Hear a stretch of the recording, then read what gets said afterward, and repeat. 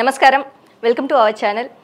క్రోధి నామ సంవత్సరంలో సంవత్సరాంతం ద్వాదశ రాశుల వారికి ఎలా ఉండబోతుంది అని తెలియజేయడానికి ప్రస్తుతం మనతో పాటు ప్రముఖ ఆధ్యాత్మికవేత్త, ప్రముఖ జ్యోతిష్య వాస్తు పండితులు ఉమామహేశ్వరరావు గారు ఉన్నారు. వారితో మాట్లాడిద్దాం. నమస్కారం గురుగారు. గురుగారు, జూలై నెలలో మరి వృషభ రాశి వారికి ఎలా ఉండబోతుందో తెలియజేస్తారా? సర్వమంగళ మాంగళ్యే శివే సర్వార్థ సాధకే శరణ్యే త్రయంబకీ దేవి నారాయణీ నమోస్తుతే. ఓం శ్రీ గురుభ్యో నమః. జూలై నెల ఆషాఢ మాసం, జూలై నెల 1వ తారీఖు నుంచి వృషభ రాశిని చూద్దాం. వృషభ రాశిని చూసే ముందు వృషభ రాశికి ధనస్థానం, వృషభ రాశి యందు గురువు ఉన్నాడు. ధనస్థానమైన మిథున రాశిలో శుక్ర రవిలు ఉన్నారు. శుక్ర రవిలు ఇద్దరు శత్రువులే, కానీ శుక్రుడికి మిథున స్థానము మిత్రస్థానం. అలాగే తృతీయ స్థానమైన కర్కాటక రాశిలో బుధుడు ఉన్నాడు. పంచమ స్థానమైన కన్య రాశిలో కేతు ఉన్నాడు. ఇక్కడ శుక్ర రవులు కలియిక వలన ఈ వృషభ రాశి వారికి కొద్దిగా ఆటంకభరితమైన పరిస్థితులు కలుగుతుంది. ఈ శుక్రరాశికి వాహనాధిపతి పచ్చాన్ని వహించిన వాడు ఎవరు? రవి. వాహనం అంటే అర్థం ఏంటి? వాహనం అనగానే మీరందరూ 2 వీలర్ 4 వీలర్ అనుకుంటారు. జ్యోతిష్ శాస్త్రం అసలు వాహనాలే లేవు. వాహనాలంటే వీలర్స్ అని లేవు. కొన్ని వేల సంవత్సరాల క్రితమే మహర్షులు, గొప్ప గొప్ప వారు జ్యోతిష్ శాస్త్రాన్ని రచన చేసినప్పుడు అప్పుడు వాహనాధిపతి అన్నారు. అన్ని వేల సంవత్సరాల నాడు ఏ వాహనం లేదు, 2 కాళ్ళే. వాళ్ళ ఉద్దేశం వాహనాధిపతి అంటే, వాహనం అంటే సంసార నౌక. భార్యాభర్తలు ఇరువురు కలిసి జీవించే కాలాన్నే వాహన యోగము అంటారు. ఆ వాహనాధిపతి రవి అయ్యాడు. ఆ రవి ధనస్థానంలో ఉన్నాడు.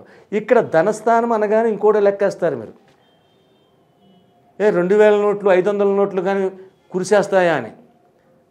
భగవంతుడి దృష్టిలో రూపాయికి 2000 రూపాయికి టిష్యూ పేపర్కి ఒకటే విలువ. ధనం అంటే ఫైనాన్స్ కాదు. ధనము అంటే మానవ జన్మ ఎత్తడమే ఒక ధనం. అలాగే ఆరోగ్యవంతంగా ఉండడం ఒక ధనం. సంపూర్ణ ఆయుర్దాయం పొందడం ఒక ధనం. కీర్తి ప్రతిష్టలను ఆర్జించడం ధనం.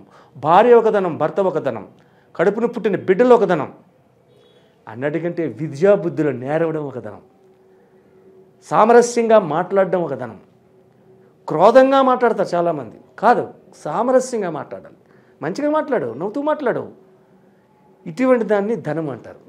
ఆ ధనస్థానంలో ఉన్నాడు. అంటే ఇక్కడ ఆరోగ్యపరమైన ఇబ్బందులకి రవి ద్వారా వృషభ రాశి వారికి వస్తుంది.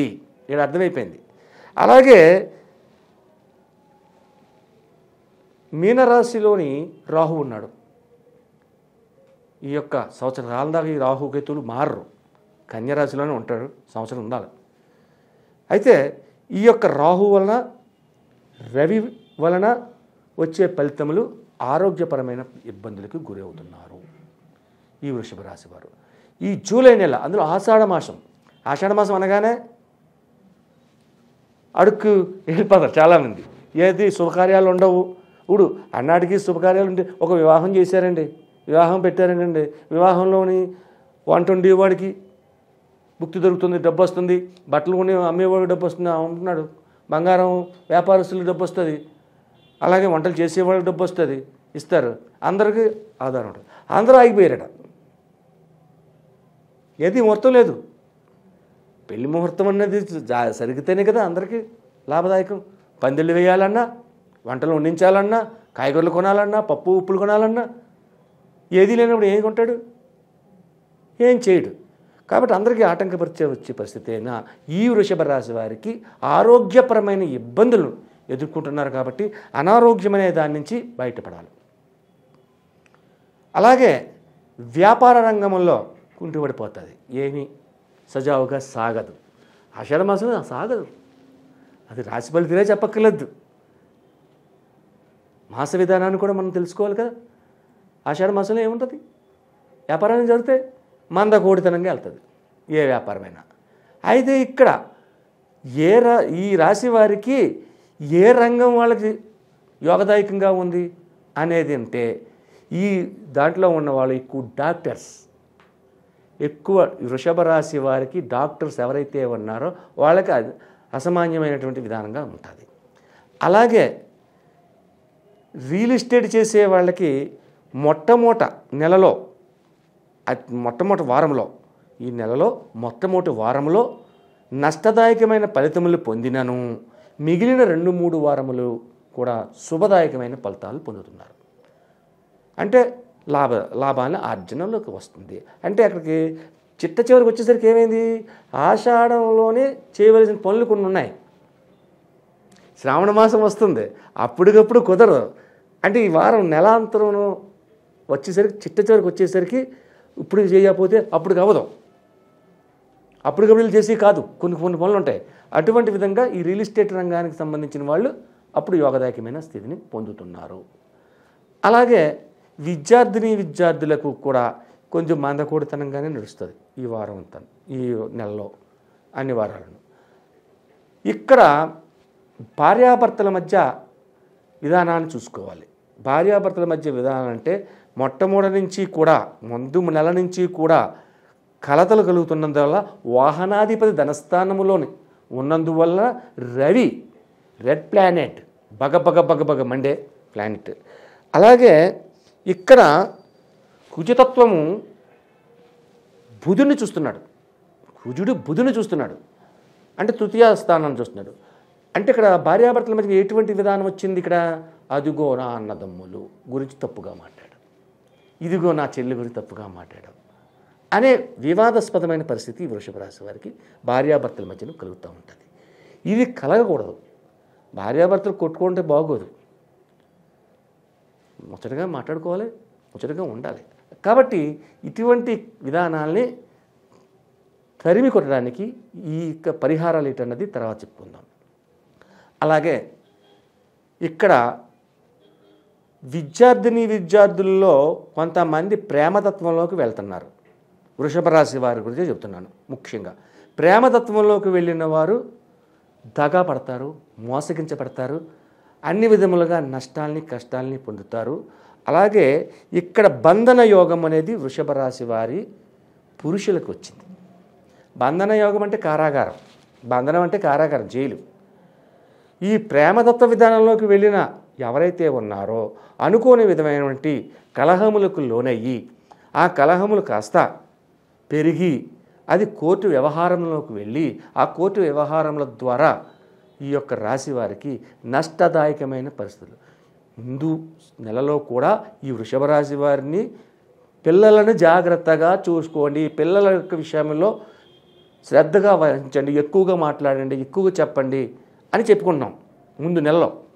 అలాగే ఈ నెలలో అప్పటి నుంచి ఇప్పటిదాకా ఆలోచిస్తూ వస్తే ఈ నెలలోకి వచ్చేసరికి ఇంకా అధికమైనానికి అవకాశం ఉంది. కాబట్టి కడు జాగరూకతగా ఈ యొక్క యువకులందరూ కూడా ఉండాలి.